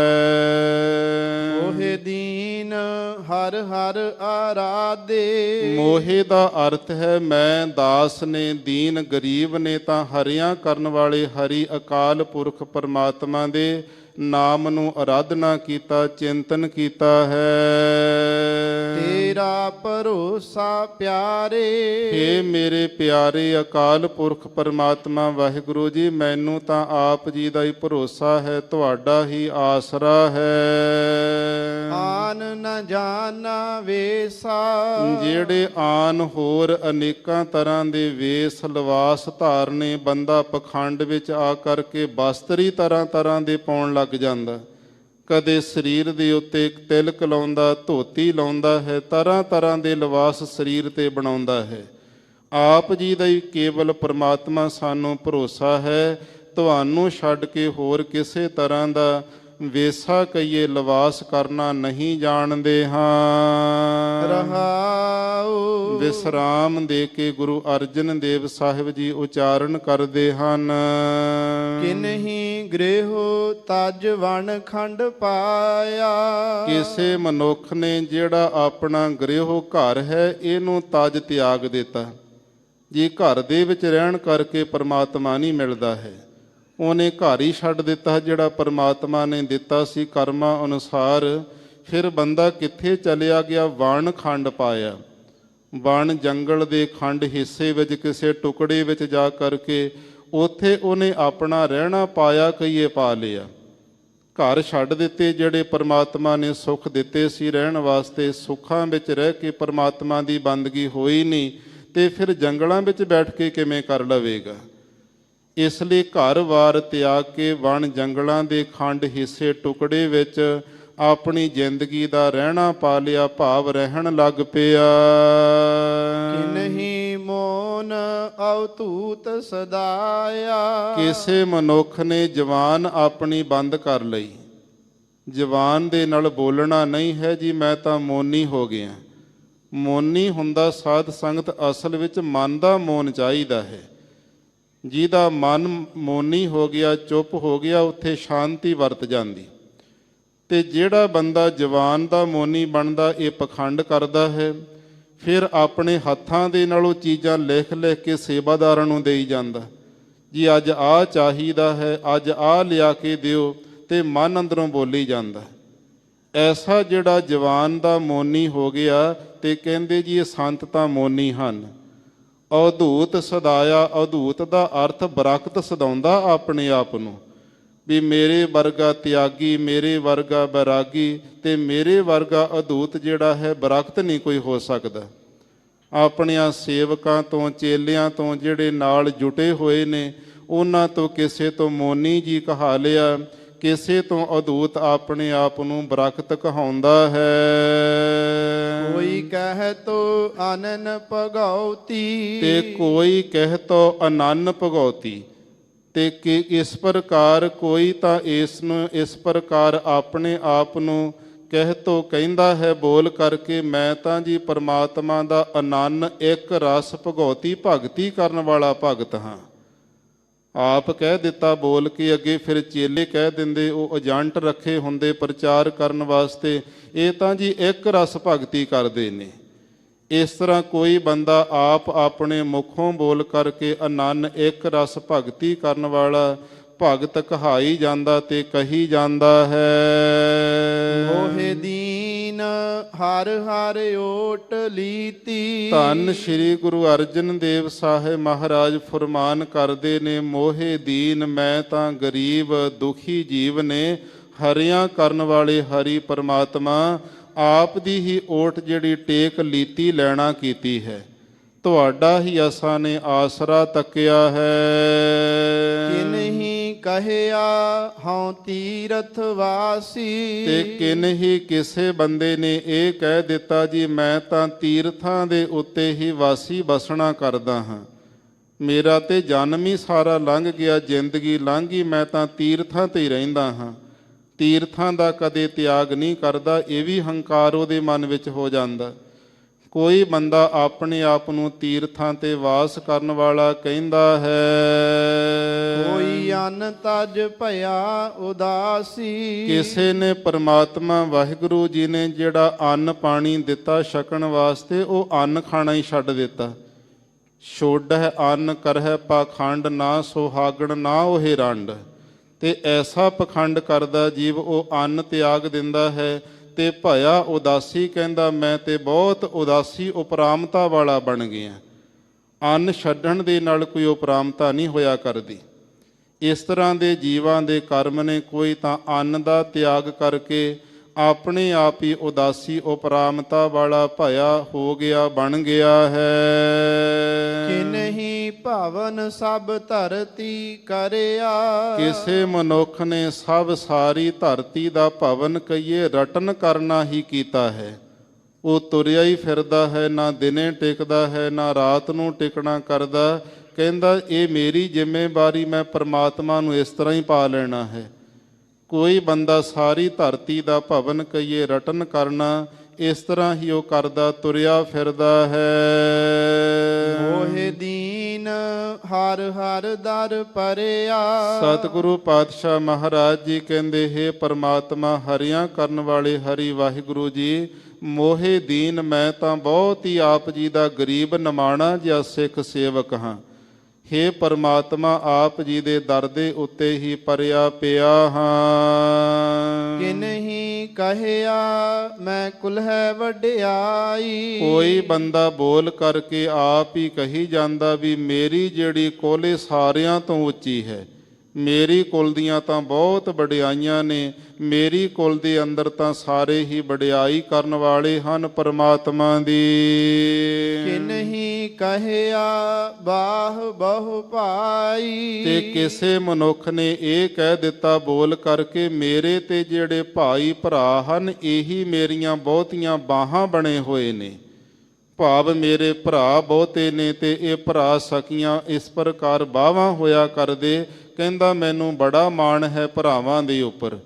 ਆਪਣੇ ਭਰਾਵਾਂ ਨੂੰ ਆਪਣੀਆਂ ਬਾਹਾਂ ਮੰਨਿਆ ਕਿਸੇ ਨੇ। ਕੋਈ ਕਹੈ ਮੈਂ ਤਨਹਿ ਪਸਾਰਾ, ਕੋਈ ਬੰਦਾ ਬੋਲ ਕਰਕੇ ਇਹ ਕਹਿੰਦਾ ਪਿਆ ਮੈਂ ਤਾਂ ਧਨ ਕਰਕੇ ਬਹੁਤ ਪਸਾਰਾ ਫਲਾ ਕੀਤਾ ਹੋਇਆ, ਮੈਂ ਤਾਂ ਇੰਨੇ ਇਲਾਕੇ ਖਰੀਦ ਲਏ ਨੇ, ਇੰਨੀਆਂ ਜ਼ਮੀਨਾਂ ਖਰੀਦ ਲਈਆਂ, ਇੰਨੀਆਂ ਪ੍ਰਾਪਰਟੀਆਂ ਦਾ ਮੈਂ ਮਾਲਕ ਬਣ ਗਿਆ, ਇਸ ਲਈ ਮੈਂ ਧਨ ਕਰਕੇ ਮਾਇਆ ਕਰਕੇ ਬਹੁਤ ਵੱਡਾ ਪਸਾਰਾ ਕੀਤਾ, ਬੜਾ ਮੈਂ ਅਮੀਰ ਬੰਦਾ ਬਣ ਗਿਆ। ਕੋਈ ਇਸ ਤਰ੍ਹਾਂ ਕਹੀ ਜਾਂਦਾ ਹੈ। ਮੋਹਿ ਦੀਨ ਹਰ ਹਰ ਆਧਾਰਾ। ਧੰਨ ਸ਼੍ਰੀ ਗੁਰੂ ਅਰਜਨ ਦੇਵ ਸਾਹਿਬ ਮਹਾਰਾਜ ਜੀ ਨਿਮਰਤਾ ਤੇ ਸ਼ਾਂਤੀ ਦੇ ਪੁੰਜ ਸਤਿਗੁਰੂ ਜੀ ਕਹਿੰਦੇ ਮੋਹਿ ਦੀਨ ਹਰ ਹਰ ਆਧਾਰ। ਮਹਾਰਾਜ ਮੈਂ ਤੇ ਗਰੀਬ ਜਿਹਾ ਆਪ ਦਾ ਸਿੱਖ ਹਾਂ, ਸੇਵਕ ਹਾਂ, ਬੱਚਾ ਹਾਂ, ਤੇ ਹਰੀ ਪਰਮਾਤਮਾ ਤੇਰੇ ਨਾਮ ਦਾ ਹੀ ਆਧਾਰਾ ਆਸਰਾ ਤੱਕਿਆ ਹੈ। ਕਿਸੇ ਨੂੰ ਕੋਈ ਆਸਰਾ, ਕਿਸੇ ਨੂੰ ਕੋਈ ਆਸਰਾ, ਮੈਨੂੰ ਤੇ ਆਪ ਦੇ ਨਾਮ ਦਾ ਹੀ ਆਧਾਰਾ ਸਹਾਰਾ ਹੈ, ਆਸਰਾ ਹੈ। ਕਿਨਹੀ ਘੂੰਗਰ ਨਿਰਤ ਕਰਾਈ। ਕਿਸੇ ਮਨੁੱਖ ਨੇ ਦੁਨੀਆ ਦੇ ਅੰਦਰ ਲੋਕਾਂ ਦਾ ਧਿਆਨ ਆਪਣੇ ਵੱਲ ਖਿੱਚਣ ਵਾਸਤੇ ਪੈਰਾਂ ਦੇ ਅੰਦਰ ਘੂਗਰ ਕਈਏ ਘੁੰਗਰੂ ਬੰਨ੍ਹ ਲਏ, ਤੇ ਉਹ ਧਰਤੀ ਤੇ ਇਸ ਪ੍ਰਕਾਰ ਜਦੋਂ ਪੈਰ ਮਾਰਦੇ, ਅੱਡੀਆਂ ਮਾਰਦੇ ਤੇ ਲੋਕਾਂ ਦਾ ਧਿਆਨ ਖਿੱਚਿਆ ਜਾਂਦਾ। ਫਿਰ ਨਿਰਤ ਕਰਾਈ, ਉਹ ਨਿਰਤਕਾਰੀਆਂ ਕਰਦੇ ਨੇ, ਤਮਾਸ਼ੇ ਕਰਦੇ ਨੇ ਲੋਕਾਂ ਨੂੰ ਦਿਖਾਉਣ ਵਾਸਤੇ। ਕਿਨਹੂ ਵਰਤ ਨੇਮ ਮਾਲਾ ਪਾਈ। ਕਿਸੇ ਮਨੁੱਖ ਨੇ ਦੁਨੀਆ ਦੇ ਅੰਦਰ ਇਹ ਕਹਿ ਦਿੱਤਾ ਵੀ ਵਰਤ ਰੱਖ ਕੇ ਹੀ ਪਰਮਾਤਮਾ ਮਿਲਦਾ ਹੈ। ਕੋਈ ਚੰਦਰੈਣੀ ਵਰਤ ਰੱਖਦੇ ਨੇ, ਏਕਮ ਵਾਲੇ ਦਿਨ ਇੱਕ ਬੁਰਕੀ, ਦੂਜ ਵਾਲੇ ਦਿਨ 2 ਬੁਰਕੀਆਂ ਪਾਉਣੀਆਂ, ਇਸ ਪ੍ਰਕਾਰ ਮੱਸਿਆ ਤੋਂ ਲੈ ਕੇ ਪੁੰਨਿਆਂ ਦੇ ਤੱਕ ਉਹ ਵਧਾਈ ਜਾਣੀਆਂ। ਫਿਰ 15 ਬੁਰਕੀਆਂ ਤੋਂ ਫਿਰ 14-13 ਹੇਠਾਂ ਨੂੰ ਤੁਰੇ ਆਉਣਾ। ਉਹ ਚੰਦਰਮਾ ਦੇ ਹਿਸਾਬ ਨਾਲ ਕੋਈ ਵਰਤ ਰੱਖਦੇ ਨੇ।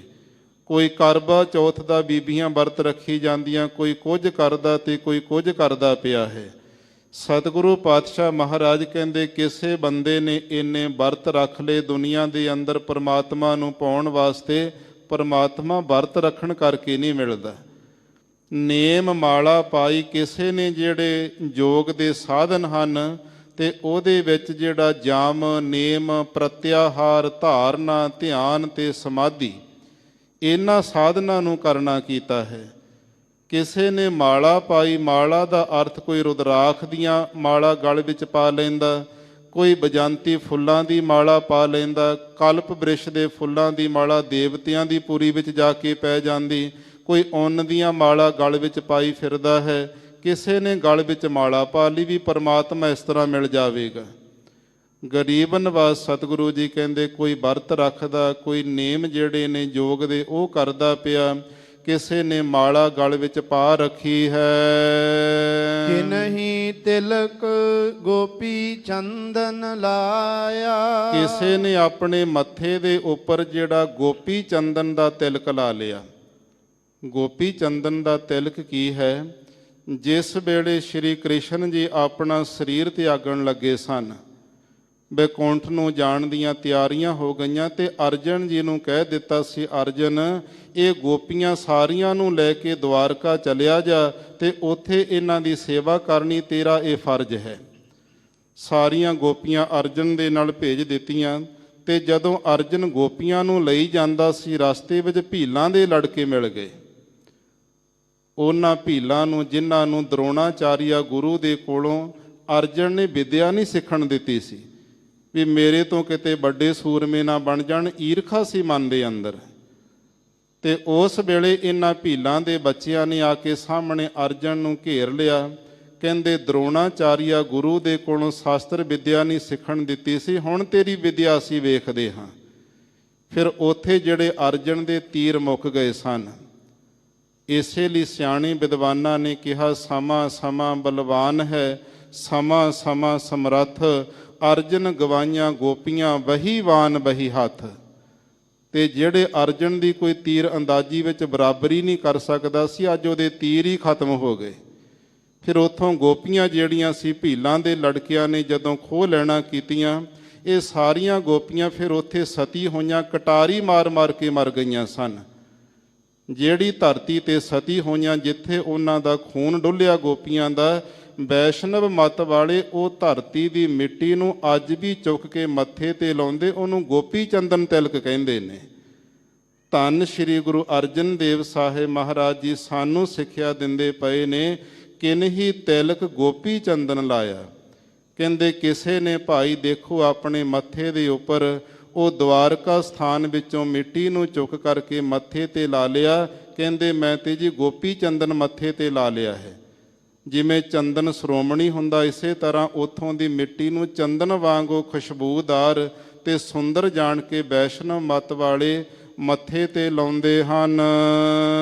ਮੋਹਿ ਦੀਨ ਹਰ ਹਰ ਹਰ ਧਿਆਇਆ। ਪਰੰਤੂ ਮੈਂ ਦਾਸ ਨੇ, ਗਰੀਬ ਨੇ ਤਾਂ ਹਰਿਆਂ ਕਰਨ ਵਾਲੇ ਹਰੀ ਪਰਮਾਤਮਾ ਵਾਹਿਗੁਰੂ ਜੀ ਨੂੰ ਮਨ ਕਰਕੇ, ਹਰੀ ਪਰਮਾਤਮਾ ਨੂੰ ਬਾਣੀ ਕਰਕੇ, ਹਰੀ ਪਰਮਾਤਮਾ ਨੂੰ ਸਰੀਰ ਕਰਕੇ, ਮਨ ਬਾਣੀ ਸਰੀਰ ਕਰਕੇ ਪਰਮਾਤਮਾ ਨੂੰ ਹੀ ਧਿਆਉਣਾ ਕੀਤਾ, ਯਾਦ ਕੀਤਾ ਹੈ। ਨਹੀਂ ਸਿੱਧ ਬਹੁ ਚੇਟਕ ਲਾਏ। ਕਿਸੇ ਮਨੁੱਖ ਨੇ ਬਹੁਤ ਸਾਰੀਆਂ ਸਿੱਧ ਜਿਹੜੀਆਂ ਸ਼ਕਤੀਆਂ ਹਾਸਲ ਕਰ ਲੈਣਾ ਕੀਤੀਆਂ, ਤੇ ਫਿਰ ਚੇਟਕ ਦਾ ਅਰਥ ਬਹੁਤ ਸਾਰੇ ਜਿਹੜੇ ਤਮਾਸ਼ੇ ਹਨ, ਜਾਦੂ ਹਨ, ਉਹ ਦਿਖਾਉਣ ਵਿੱਚ ਬੰਦਾ ਲੱਗ ਗਿਆ। ਤੇ ਬਹੁਤ ਸਾਰੀਆਂ ਸਿੱਧੀਆਂ ਸ਼ਕਤੀਆਂ ਹਾਸਲ ਕਰਕੇ ਨਾਟਕ ਚੇਟਕ ਕੀਏ ਕੋ ਕਾਜਾ, ਪ੍ਰਭ ਲੋਗਨ ਕਹਿ ਆਵਤ ਲਾਜਾ।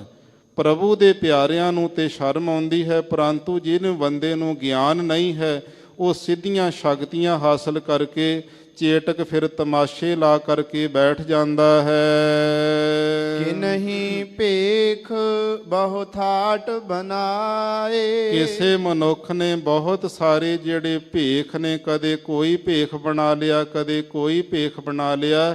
ਇਸ ਤਰ੍ਹਾਂ ਭੇਖਾਂ ਦੇ ਬਹੁਤ ਸਾਰੇ ਥਾਟ ਕਹੀਏ ਬਨਾਵਟ ਬਣਾਉਣਾ ਕੀਤੇ ਨੇ। ਤਰ੍ਹਾਂ ਤਰ੍ਹਾਂ ਦੇ ਰੋਜ਼ਾਨਾ ਹੀ ਭੇਖ ਬਦਲਦਾ ਹੈ ਬੰਦਾ ਜ਼ਿੰਦਗੀ ਦੇ ਵਿੱਚ, ਪਤਾ ਨਹੀਂ ਕਿੰਨੇ ਲਿਬਾਸ ਧਾਰਨ ਕਰਦਾ। ਕਿਸੇ ਮਨੁੱਖ ਨੇ ਬਹੁਤ ਤਰ੍ਹਾਂ ਦੇ ਭੇਖਾਂ ਦੇ ਥਾਟ ਜਿਹੜੇ ਉਹ ਲਿਬਾਸ ਬਣਾਉਣਾ ਕੀਤੇ ਹਨ। ਕਿ ਨਹੀਂ ਤੰਤ ਮੰਤ ਬਹੁ ਖੇਵਾ। ਕਿਸੇ ਮਨੁੱਖ ਨੇ ਇਸ ਪ੍ਰਕਾਰ, ਤੰਤ ਨਾਮ ਹੁੰਦਾ ਤਾਗੇ ਦਾ। ਤਿੰਨ ਚੀਜ਼ਾਂ ਹੁੰਦੀਆਂ ਨੇ, ਇੱਕ ਤੰਤਰ, ਇੱਕ ਮੰਤਰ ਤੇ ਇੱਕ ਜੰਤਰ। ਤੰਤਰ ਹੁੰਦਾ ਹੈ ਜਿਹੜਾ ਕੋਈ ਕਿਸੇ ਤਾਗੇ ਦੇ ਉੱਤੇ ਕੁਝ ਕਰ ਦੇਣਾ, ਕੋਈ ਡੋਲੇ ਨਾਲ ਬੰਨੀ ਫਿਰਦਾ, ਕੋਈ ਗਿੱਟਿਆਂ 'ਚ ਬੰਨ੍ਹ ਲੈਂਦੇ, ਕੋਈ ਗਲਾਂ 'ਚ ਪਾਈ ਫਿਰਦੇ, ਕੱਲਾ ਤਾਗਾ ਹੋਵੇ। ਤੇ ਜਿਹੜਾ ਮੰਤਰ ਹੁੰਦਾ ਉਹ ਬੋਲ ਕਰਕੇ ਪੜ੍ਹ ਦੇਣਾ ਕਿਸੇ ਦੇ ਉੱਪਰ, ਇਹਨੂੰ ਮੰਤਰ ਕਹਿੰਦੇ ਨੇ। ਤੇ ਜੰਤਰ ਹੁੰਦਾ ਕਾਗਜ਼ ਦੇ ਉੱਤੇ ਲਿਖ ਕੇ ਦੇਣਾ, ਕੋਈ ਤਵੀਤਾਂ 'ਚ ਪਾਈ ਫਿਰਦਾ, ਕੋਈ ਤਾਗਿਆਂ ਨਾਲ ਇਸ ਤਰ੍ਹਾਂ ਡੋਲਿਆਂ ਨਾਲ ਬੰਨੀ ਫਿਰਦੇ, ਕੋਈ ਜਿਹੜਾ ਕਾਗਜ਼ ਤੇ ਲਿਖਿਆ ਹੋਵੇ। ਇਹ ਤਿੰਨ ਕਿਸਮਾਂ ਨੇ ਤੰਤਰ ਮੰਤਰ ਤੇ ਜੰਤਰ ਦੀਆਂ। ਇੱਥੇ ਗੁਰੂ ਅਰਜਨ ਦੇਵ ਸਾਹਿਬ ਮਹਾਰਾਜ ਜੀ ਕਹਿ ਰਹੇ ਹਨ ਕਿ ਕਿਸੇ ਮਨੁੱਖ ਨੇ ਇਸ ਪ੍ਰਕਾਰ ਜਿਹੜਾ ਤੰਤ ਤਾਗਾ ਹੈ ਤੇ ਉਹੀ ਸਰੀਰ ਦੇ ਉੱਤੇ ਬੰਨ੍ਹ ਲੈਣਾ ਕੀਤਾ। ਕਿਸੇ ਨੇ ਮੰਤ ਜਿਹੜਾ ਇਸ ਪ੍ਰਕਾਰ ਮੰਤਰ ਹੈ ਤੇ ਉਹ ਪੜ੍ਹਨਾ ਕੀਤਾ। ਕੋਈ ਬੰਦਾ ਇਹਨਾਂ ਤਾਗਿਆਂ ਨੂੰ ਤੇ ਮੰਤਰਾਂ ਨੂੰ, ਖੇਵਾ ਦਾ ਅਰਥ ਸਹਾਰੀ ਬੈਠਾ, ਆਪਣੇ ਮਨਾਂ ਵਿੱਚ ਬਹੁਤ ਸਾਰੇ ਤਾਗੇ ਤਵੀਤਾਂ ਨੂੰ ਇਕੱਠੇ ਕਰੀ ਬੈਠਾ ਹੈ। ਮੋਹਿ ਦੀਨ ਹਰ ਹਰ ਹਰ ਸੇਵਾ। ਮੈਂ ਦਾਸ ਨੇ, ਗਰੀਬ ਆਪ ਜੀ ਦੇ ਨਿਮਾਣੇ ਜਿਹੇ ਸੇਵਕ ਨੇ ਤਾਂ ਹਰਿਆਂ ਕਰਨ ਵਾਲੇ ਹਰੀ ਪਰਮਾਤਮਾ, ਹਰ ਹਰਾਂਤੀ ਪਾਪਾਨੀ ਦੁਸ਼ਟ ਚੇਤਾ ਪੀ ਸਿਮਰਤਾ। ਜੀਵ ਦੇ ਪਾਪਾਂ ਨੂੰ ਕੱਟਣ ਵਾਲੇ, ਤਿੰਨ ਤਰ੍ਹਾਂ ਦੇ ਸ਼ਾਂਕਿਆਂ ਨੂੰ ਕੱਟਣ ਵਾਲੇ ਹਰੀ ਪਰਮਾਤਮਾ ਆਪ ਜੀ ਦੀ ਸੇਵਾ ਹੀ ਕਰਨਾ ਕੀਤੀ ਹੈ। ਕੋਈ ਚਤੁਰ ਕਹਾਵੇ ਪੰਡਿਤ। ਕੋਈ ਆਪਣੇ ਆਪ ਨੂੰ ਬਹੁਤ ਹੀ ਚਤਰ ਸਿਆਣਾ ਕਹਾਈ ਜਾਂਦਾ, ਆਪ ਕਹੀ ਜਾਂਦਾ, ਮੂੰਹੋਂ ਬੋਲ ਕੇ ਕਹਿੰਦਾ ਵੀ ਮੈਂ ਬੜਾ ਸਿਆਣਾ ਹਾਂ। ਤੇ ਆਪਸ ਕੋ ਜੋ ਜਾਣੈ ਨੀਚਾ ਸੋ ਗਨੀਆਂ ਸਭ ਤੇ ਉੱਚਾ। ਤੇ ਇਸ ਲਈ ਜਿਹੜਾ ਆਪਣੇ ਆਪ ਨੂੰ ਨੀਚਾ ਨੀਵਾਂ ਸਮਝ ਜਾਣਾ ਕਰੇ, ਉਹ ਸਾਰਿਆਂ ਤੋਂ ਉੱਚਾ ਹੈ। ਆਪਣੀ ਕਦੇ ਜਵਾਨ ਤੋਂ ਵਡਿਆਈ ਬੰਦਾ ਨਾ ਕਰਨੀ ਕਰੇ, ਦੂਸਰਾ ਕਰਦਾ ਤੇ ਪਿਆ ਕੋਈ ਕਰੀ ਜਾਵੇ। ਕੋਈ ਆਪਣੇ ਆਪ ਨੂੰ ਹੀ ਚਤਰ ਸਿਆਣਾ ਕਹੀ ਜਾਂਦਾ, ਕਹਾਈ ਜਾਂਦਾ। ਤੇ ਕੋਈ ਕਹਾਵੇ ਪੰਡਿਤ। ਤੇ ਪੰਡਿਤ ਦਾ ਅਰਥ ਹੈ ਵਿਦਵਾਨ। ਉਹ ਕਹਿੰਦਾ ਮੇਰੇ ਵਰਗਾ ਕੋਈ ਵਿਦਵਾਨ ਨਹੀਂ ਹੋਣਾ। ਕੋਈ ਸਿਆਣਾ ਬਣਿਆ ਫਿਰਦਾ, ਕੋਈ ਪੰਡਤ ਵਿਦਵਾਨ ਬਣਿਆ, ਆਪ ਕਹਿੰਦਾ ਤੇ ਲੋਕਾਂ ਤੋਂ ਕਹਾਈ ਜਾਂਦਾ ਹੈ। ਕੋ ਖਟ ਕਰਮ ਸਹਿਤ ਸਿਉ ਮੰਡਿਤ, ਤੇ ਕੋਈ ਖਾਟ ਕਰਮਾਂ ਦੇ ਸੰਯੋਗਤ ਹੋ ਕਰਕੇ ਇਸ ਪ੍ਰਕਾਰ ਦੁਨੀਆ ਵਿੱਚ ਵਿਚਰਦਾ ਹੈ। ਕਹਿੰਦਾ ਜੀ 6 ਕਰਮ ਕਰਨੇ ਚਾਹੀਦੇ ਨੇ। 6 ਕਰਮ ਕਿਹੜੇ ਨੇ? ਵਿਦਿਆ ਪੜ੍ਹਨੀ, ਪੜ੍ਹਾਉਣੀ, ਜਗ ਕਰਨਾ, ਕਰਵਾਉਣਾ, ਦਾਨ ਦੇਣਾ ਤੇ ਦਬਾਉਣਾ। ਇਹ 6 ਕਰਮ ਮੰਨੇ ਨੇ। ਇਹਨਾਂ ਖੱਟ 6 ਕਰਮਾਂ ਦੇ ਸਹਿਤ ਕੋਈ ਹੋ ਕਰਕੇ ਫਿਰਦਾ ਦੁਨੀਆ ਅੰਦਰ, ਕਹਿੰਦਾ ਮੈਂ ਤੇ ਜੀ ਖੱਟ ਕਰਮੀ ਹਾਂ। ਸਿਉ ਮੰਡਤ, ਸਿਉ ਦਾ ਅਰਥ ਕੋਈ ਸ਼ਿਵ ਜੀ ਨੂੰ ਮੰਡਤ ਕਹੀਏ, ਉਹਦੀ ਪੂਜਾ ਵਿੱਚ ਲੱਗਿਆ ਪਿਆ ਹੈ। ਕੋਈ ਸ਼ਿਵ ਜੀ ਦੀ ਆਰਾਧਨਾ ਕਰਦਾ, ਕੋਈ 6 ਕਰਮਾਂ ਨੂੰ ਕਰੀ ਜਾਂਦਾ। ਕੋਈ ਕਰੈ ਆਚਾਰ ਸੋ ਕਰਨੀ, ਕੋਈ ਬੰਦਾ ਇਸ ਤਰ੍ਹਾਂ ਸੋ ਕਰਨੀ, ਸ੍ਰੇਸ਼ਟ ਕਰਨੀ ਕਰਦਾ ਹੈ ਤੇ ਆਚਾਰ ਕਰਤੱਵ ਕਰਦਾ ਹੈ। ਮੈਂ ਤੇ ਜੀ ਇਸ ਪ੍ਰਕਾਰ ਚੰਗੇ ਜਿਹੜੇ ਕਰਮ ਨੇ ਇਹੀ ਕਰਨੇ ਚਾਹੀਦੇ, ਇਹਦੇ ਨਾਲ ਹੀ ਪਰਮਾਤਮਾ ਮਿਲ ਜਾਂਦਾ। ਕਿੰਨੇ ਲੋਕ ਚੰਗੇ ਕਰਮ ਕਰਦੇ, ਕੀ ਪਰਮਾਤਮਾ ਮਿਲ ਗਿਆ? ਇਹ ਤਾਂ ਪਾਪਾਂ ਪੁੰਨਾਂ ਵਿੱਚ ਗਿਣੇ ਜਾਂਦੇ ਨੇ। ਪੁੰਨ ਵੱਧ ਜਾਂਦੇ ਚੰਗੇ ਕਰਮਾਂ ਦੇ ਨਾਲ। ਕੋਈ ਇਸ ਤਰ੍ਹਾਂ ਸ੍ਰੇਸ਼ਟ ਕਰਨੀ ਕਰਤੱਵ ਕਰਦਾ। ਆਚਾਰ ਜਿਹੜੇ ਕੌਤਕ ਕਰਤੱਵ ਨੇ, ਬੜੇ ਚੰਗੇ ਚੰਗੇ ਉਹ ਕਰਮ ਕਰਦੇ ਹਨ। ਮੋਹਿ ਦੀਨ ਹਰ ਹਰ ਹਰ ਸਰਣੀ, ਮੈਂ ਦੀਨ ਗਰੀਬ ਨਿਮਾਣਾ ਜਿਹਾ ਸੇਵਕ ਪਰਮਾਤਮਾ ਹਰਿਆਂ ਕਰਨ ਵਾਲੇ ਹਰੀ ਪਰਮੇਸ਼ਰ ਵਾਹਿਗੁਰੂ ਜੀ, ਮਨ ਬਾਣੀ ਸਰੀਰ ਨੂੰ ਹਰਿਆਂ ਕਰਨ ਵਾਲੇ ਤੇਰੀ ਸ਼ਰਨ ਵਿੱਚ ਪਿਆ ਹਾਂ। ਸਗਲੇ ਕਰਮ ਧਰਮ ਜੁਗ ਸੋਧੇ, ਧੰਨ ਗੁਰੂ ਅਰਜਨ ਦੇਵ ਸਾਹਿਬ ਮਹਾਰਾਜ ਜੀ ਕੀ ਸਿਧਾਂਤ ਦਿੰਦੇ ਨੇ, ਸਾਰੇ ਸ਼ਬਦ ਦਾ ਨਿਚੋੜ ਕੀ ਕੱਢਦੇ ਪਏ ਨੇ। ਸਤਿਗੁਰੂ ਕਹਿੰਦੇ ਯੁਗ ਸੋਧੇ, ਸਤਿਯੁਗ, ਤ੍ਰੇਤਾ, ਦੁਆਪਰ ਤੇ ਕਲਯੁਗ, ਚਾਰੇ ਯੁੱਗਾਂ ਦੀ ਸੋਧ ਕਰ ਲਈ। ਚਾਰੇ ਯੁੱਗਾਂ ਨੂੰ ਵਿਚਾਰ ਕਰਕੇ ਅਸੀਂ ਵੇਖ ਲੈਣਾ ਕੀਤਾ। ਚਾਰੇ ਯੁੱਗਾਂ ਦੇ ਸਗਲੇ ਕਰਮ, ਸਾਰੇ ਕਰਮ ਵੇਖ ਲਏ। ਕਿਉਂਕਿ ਸਤਿਯੁਗ, ਸਤ, ਤ੍ਰੇਤਾ, ਜੱਗੀ, ਦੁਆਪਰ, ਪੂਜਾ ਚਾਰ। ਸਤਿਯੁਗ ਦੇ ਅੰਦਰ ਸਤ ਦਾ ਅਰਥ ਦਾਨ ਹੁੰਦਾ ਸੀ। ਦਾਨ ਵੀ ਵੇਖ ਲਿਆ, ਬੜੇ ਲੋਕਾਂ ਨੇ ਦਾਨ ਕੀਤੇ, ਅੱਜ ਵੀ ਕਰਦੇ ਪਏ ਨੇ। ਦੁਆਪਰ ਪੂਜਾ ਚਾਰ। ਇਸ ਪ੍ਰਕਾਰ ਤ੍ਰੇਤਾ, ਜੱਗੀ, ਤ੍ਰੇਤੇ ਦੇ ਅੰਦਰ ਜਿਹੜੀ ਜਗ ਪੂਜਾ ਸੀ ਉਹ ਪ੍ਰਧਾਨ ਮੰਨੀ ਗਈ ਸੀ। ਉਦੋਂ ਵੀ ਜਗ ਕੀਤੇ ਲੋਕ, ਅੱਜ ਵੀ ਜਗ ਕਰੀ ਜਾਂਦੇ ਨੇ। ਤੇ ਜਿਹੜੀ ਦੁਆਪਰ ਦੇ ਅੰਦਰ ਪੂਜਾ ਚਾਰ, ਇਹ ਸ੍ਰੇਸ਼ਟ ਪੂਜਾ ਮੰਨੀ ਸੀ, ਉਦੋਂ ਵੀ ਕੀਤੀ ਤੇ ਅੱਜ ਵੀ ਕਰਦੇ ਨੇ।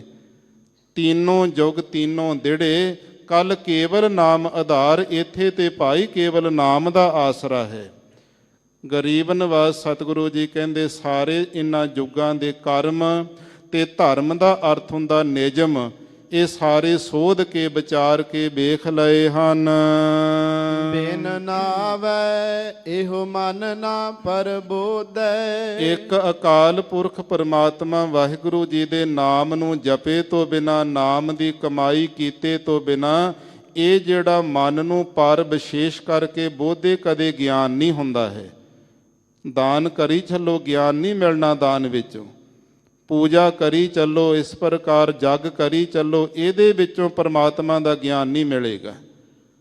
ਤੇ ਇਸ ਲਈ ਸਤਿਗੁਰੂ ਪਾਤਸ਼ਾਹ ਮਹਾਰਾਜ ਜੀ ਨੇ ਇਹ ਸਿੱਖਿਆ ਦਿੱਤੀ ਹੈ ਕਿ ਨਾਮ ਦੀ ਕਮਾਈ ਕੀਤੇ ਤੋਂ ਬਿਨਾਂ ਕਦੇ ਗਿਆਨ ਨਹੀਂ ਹੋਣਾ।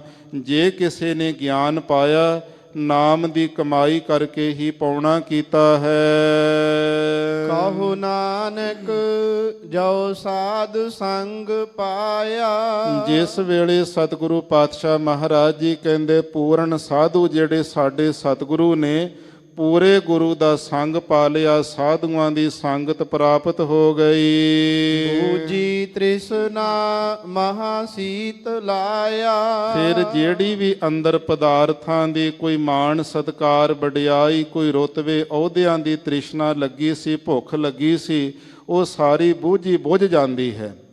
ਤ੍ਰਿਸ਼ਨਾ ਦੀ ਅੱਗ ਅੰਦਰੋਂ ਸ਼ਾਂਤ ਹੋ ਜਾਂਦੀ ਹੈ।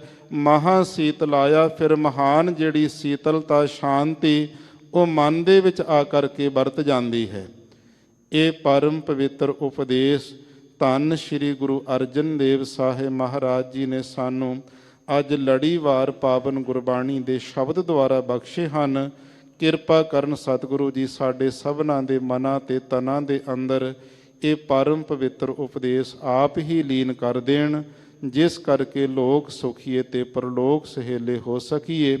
ਅਗਿਆਤ ਵਸ ਵਿਚਾਰ ਕਰਦਿਆਂ ਬਹੁਤ ਪ੍ਰਕਾਰ ਦੀਆਂ ਹੋਈਆਂ ਭੁੱਲਾਂ ਚੁੱਕਾਂ ਦੀ ਸਮੁੱਚੀ ਸਾਧ ਸੰਗਤ ਨੇ ਕਿਰਪਾ ਕਰਕੇ ਖੇਮਾ ਬਖਸ਼ਣੀ ਜੀ। ਆਓ ਅੰਤਲੀਆਂ ਪੰਕਤੀਆਂ ਪੜ੍ਹ ਕਰਕੇ ਫਤਿਹ ਬੁਲਾਈਏ ਜੀ। ਕਹੋ ਨਾਨਕ ਜੋ ਸਾਧ ਸੰਗ ਪਾਇਆ, ਬੂਝੀ ਤ੍ਰਿਸ਼ਨਾ ਮਹਾ ਸੀਤ ਲਾਇਆ। ਵਾਹਿਗੁਰੂ ਜੀ ਕਾ ਖਾਲਸਾ, ਵਾਹਿਗੁਰੂ ਜੀ ਕੀ ਫਤਿਹ। ਵਾਹਿਗੁਰੂ ਜੀ ਕਾ ਖਾਲਸਾ, ਵਾਹਿਗੁਰੂ ਜੀ ਕੀ ਫਤਿਹ। ਸ਼ੇਰੇ ਪੰਜਾਬ ਗੁਰਬਾਣੀ YouTube ਚੈਨਲ ਨੂੰ ਵੱਧ ਤੋਂ ਵੱਧ ਸਬਸਕ੍ਰਾਈਬ ਕਰੋ ਤੇ ਇਸ ਤੇ ਗੁਰਬਾਣੀ ਸ਼ਬਦ ਕੀਰਤਨ ਤੇ ਇਤਿਹਾਸ ਨਾਲ ਵੱਧ ਤੋਂ ਵੱਧ ਜੁੜ ਕੇ ਆਨੰਦ ਮਾਣੋ ਤੇ ਆਪਣੀ ਜ਼ਿੰਦਗੀ ਨੂੰ ਸਫਲ ਕਰੋ। ਵਾਹਿਗੁਰੂ ਜੀ ਕਾ ਖਾਲਸਾ, ਵਾਹਿਗੁਰੂ ਜੀ ਕੀ ਫਤਿਹ।